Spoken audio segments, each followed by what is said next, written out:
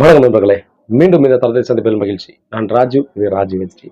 So இன்னைக்கு நம்ம பார்க்கக்கூடிய வீடியோ பார்த்தீங்க அப்படின்னா, ஹெச்என்எஸ் ஏர் டிரான்ஸ்போர்ட்டேஷன் ஹாஸ்பிட்டலில் ஏர் டிரான்ஸ்போர்ட்டேஷன் செஞ்ச ஒரு நண்பர் பார்த்தீங்க அப்படின்னா 4000 கிராஃப்ட் வந்து டிரான்ஸ்போர்ட்டேஷன் செஞ்சிருக்காங்க.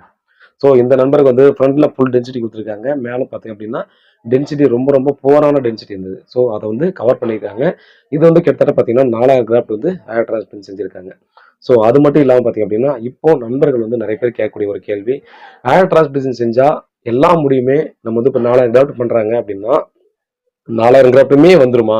எல்லாரும் 100% டிரான்ஸ்போர்ட்டேஷன் செஞ்ச ரிசல்ட் வந்துருன்றாங்களே. ஸோ கண்டிப்பா 100% வந்துருமா அப்படின்னு சொல்லி கேட்குறாங்க.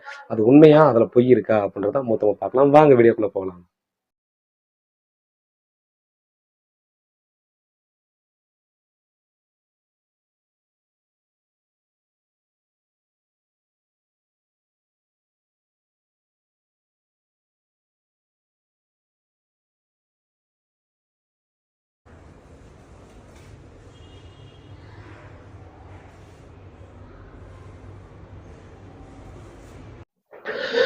இப்போ கண்டிப்பா பார்த்தீங்க அப்படின்னா இந்த நண்பருக்கு வந்து எந்த அளவுக்கு ஏர் டிரான்ஸ்போர்ட்டேஷன் செஞ்சிருக்காங்க அப்படின்ற ஒரு விஷயத்த கண்டிப்பா நீங்க வந்து பார்த்துருப்பீங்க.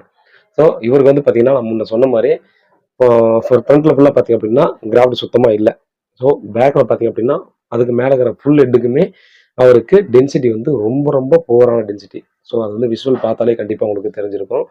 அவருக்கு ஃபுல்லாகவே கேப் கொஞ்சம் முடி மட்டும் தான் இருந்தது. அதுவும் வீக்கான முடியா இருந்தது. ஸோ இந்த மாதிரி பட்சத்தில் பார்த்தீங்க அப்படின்னா அவருக்கு எவ்வளோ கிராஃப்ட் மேக்ஸிமம் எடுக்க முடியுமோ அந்த அளவுக்கு கிராஃப்ட் எடுத்துட்டு பார்த்தீங்க அப்படின்னா அவருக்கு ஏர் டிரான்ஸ்பர் செஞ்சாங்க. அப்ராக்சிமேட்டாக 4000 கிராஃப்ட் வரைக்கும் பார்த்தீங்கன்னா மேக்ஸிமம் இவருக்கு எடுத்து டிரான்ஸ்பர் செஞ்சிருக்காங்க. ஸோ கண்டிப்பாக இவருக்கும் நல்லா ரிசல்ட் வரணும். அது மட்டும் இல்லாமல் பார்த்தீங்க அப்படின்னா இப்போ நம்ம நண்பர்களை கேட்ட ஒரு கேள்வி, ஏர் டிரான்ஸ்போர்ட்டேஷன் செஞ்சா எல்லா முடியுமே நமக்கு வந்து growth வந்துருமா அப்படின்ற மாதிரி கேட்டிருந்தாங்க. ஒரு சிலர்லாம் கூவி கூவி கூப்பிடுவாங்க. ஸோ வாங்க நீ வந்து 4000 கிராஃப்ட் நட்டா 4000 கிராஃப்ட்டுமே வந்துடும், உங்களுக்கு 100% ரிசல்ட் வந்துரும்னு சொல்றாங்களே.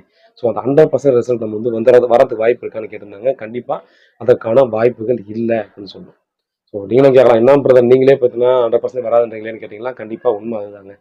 ஏன்னா ஏர் டிரான்ஸ்போர்ட்டேஷன் செய்யும்போது பார்த்தீங்க அப்படின்னா நமக்கு ஒரு செடி வைக்கிறோம்னு வைங்களேன், ஒரு இடத்துல ஒரு செடி எடுத்து வைக்கும்போது நல்லா வந்துடும். அதுவே 1000 செடி எடுத்து வைக்கும்போது பார்த்தீங்க அப்படின்னா 1000 செடியுமே வந்துருமான்னு கேட்டிங்கன்னா அதுக்கான வாய்ப்புகள் குறைவாக இருக்கும். ஏன்னா அதை வெட்டி எடுக்கும்போது அந்த வேரானது கண்டிப்பா ஒரு சிலது டேமேஜ் ஆகிறதுக்கான சான்சஸ் இருக்கு.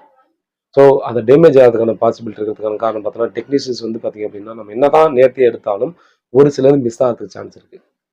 அது மட்டும் இல்லாம ஒரு சில இடங்கள்லாம் பார்த்தீங்கன்னா புவரான எக்ஸ்பீரியன்ஸ் இருக்கிற டெக்னீஷியன்ஸ் எல்லாம் பார்த்தீங்கன்னா நிறைய கிராஃப்ட்வே டேமேஜ் பண்ணிடுவாங்க. ஸோ எப்படி எடுக்கிறதுன்றது தெரியாம.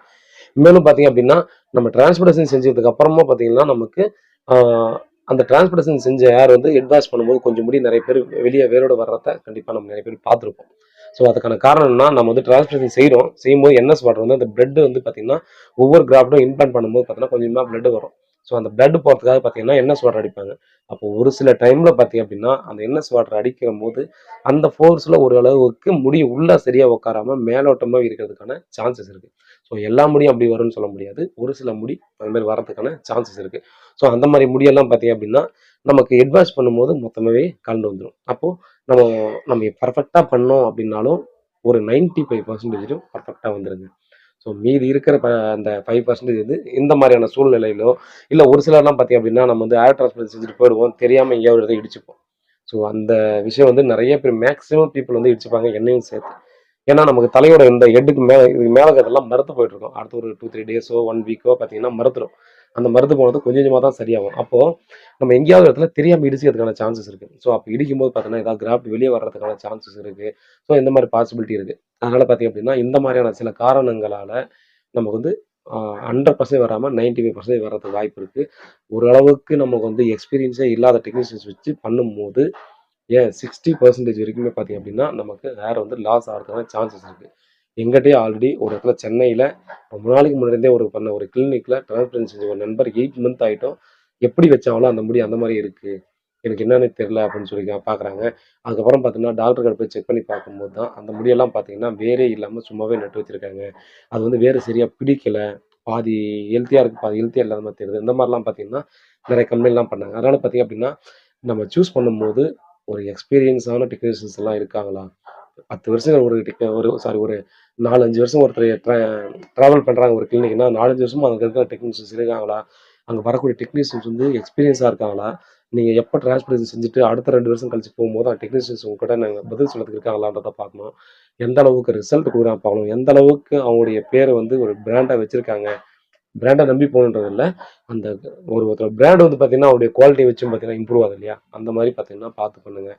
நீங்கள் லா ஏஜென்ட்ஸை பார்த்தீங்க அப்படின்னா இத்தனை வருஷமா டிரான்ஸ்போர்ட்டேஷனை வந்து பார்த்தீங்கன்னா சக்ஸஸ்ஃபுல்லாக பண்ணிட்டு இருக்காங்க. நிறைய 8000 சர்ஜரிக்கு மேலே பண்ணிட்டு சக்ஸஸ்ஃபுல்லாக இருக்காங்க. அதனால பார்த்தீங்கன்னா நீங்கள் எத்தனை கிளினிக்னாலும் போங்க. இங்கே ஒரு டைம் விசிட் பண்ணி பார்த்தீங்கன்னா நிறைய விஷயம் தெரியும். ஏன்னா நானே கண்கூட பார்த்த ஒரு விஷயம், நிறைய பேர் சொல்லக்கூடிய விஷயம், இங்கே வேணாம் பண்ணாதன்னு சொன்னதை வாங்க பரவாயில்ல பண்ணிக்கலாம் அப்படின்ற மாதிரி சொன்னவங்கலாம் கூட நிறைய கிளினிக் இருக்கு. அதனால பார்த்தீங்கன்னா முடிஞ்ச அளவுக்கு இங்கே ஒரு டைம் விசிட் பண்ணி பாருங்க. நீங்க தேவையில்லாம போய் ஒரு இடத்துல ஏமாந்து போறதுக்கு பதிலா இங்க விசிட் பண்ணிக்கலாம். உங்களுக்கு நிறைய இன்ஃபர்மேஷன் கிடைக்கும். பண்ணலாமா வேணாமான்றதுக்கு. இவங்களே கூட பார்த்தீங்கன்னா, நீங்க வந்தீங்கன்னா, நீங்க எப்படியாவது வாங்கடா வந்தா போதும்ன்னு சொல்லிட்டு கண்டிப்பா உங்களுக்கு பண்ணலாம்.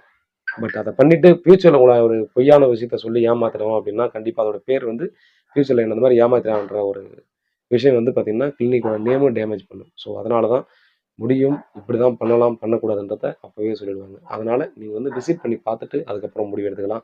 வேற ஏதாவது டவுட் இருந்தா வாட்ஸ்அப் பண்ணுங்க, கால் பண்ணுங்க. பதிலளிக்க காத்துட்டு இருக்கேன்.